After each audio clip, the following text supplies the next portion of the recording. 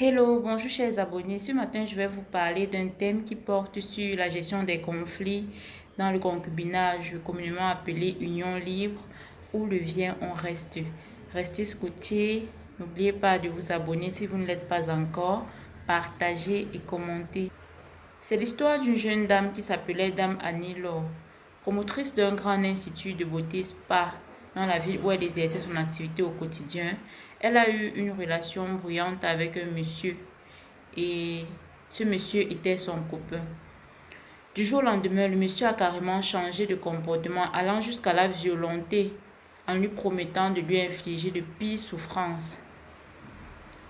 Espérant que son copain reviendrait à de meilleurs sentiments, Dame Annie Laure avait supporté toutes ces tracasseries et humiliations que ce monsieur lui infligeait à répétition et au quotidien.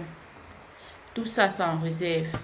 Il en était arrivé jusqu'à la déshabiller devant toute une foule dans le quartier où elle exerçait son activité, comme pour montrer à tout le monde qu'il peut tout faire sans craindre qui que ce soit et tout en lui portant plusieurs coups dans le visage.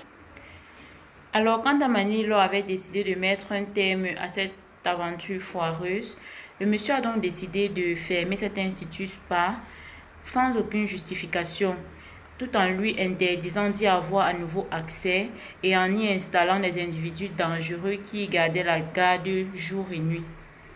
Car il disait que cet institut était son investissement pur et simple et que la dame n'avait plus le droit d'y entrer. Or, même le contrat de bail démontrait à suffisance que c'est Dame Annie Laure qui obtenait ces biens-là, jusqu'au contrat de bail, pouvez-vous imaginer. Ne pouvant plus supporter le fait que Dame Annie Laure avait mis fin à cette aventure, le monsieur a donc fait constituer des groupes de brigands qui devaient épier Dame Annie Laure dans toute la ville pour donner la situation de ce qu'elle fait, de ce qu'elle elle entreprend faire et tout.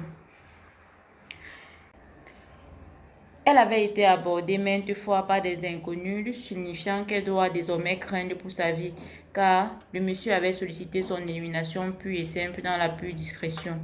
Donc, il avait d'ailleurs bien avant fait savoir à plusieurs connaissances de la dame et à certains membres de sa famille qui possèdent un permis de port d'armes et un pistolet toujours bien chargé, ce qui démontrait à suffisance que les jours de la plaignante étaient désormais comptés.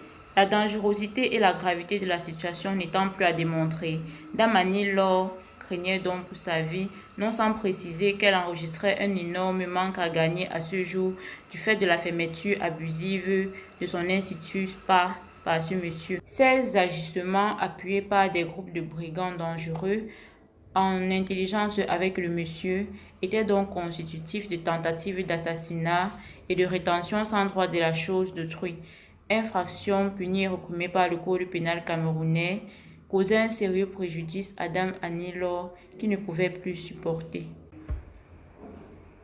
Il ne fallait donc pas attendre qu'il ait mort d'homme pour agir. C'est ainsi que Dame Annie Laure porta plainte contre ce monsieur pour faire valoir ses droits. Vous est-il déjà arrivé une pareille situation? Si oui, contactez-moi dans ce cas pour savoir comment s'en sortir face à de pareilles circonstances. Merci de m'avoir suivi et à bientôt pour une prochaine histoire juridique.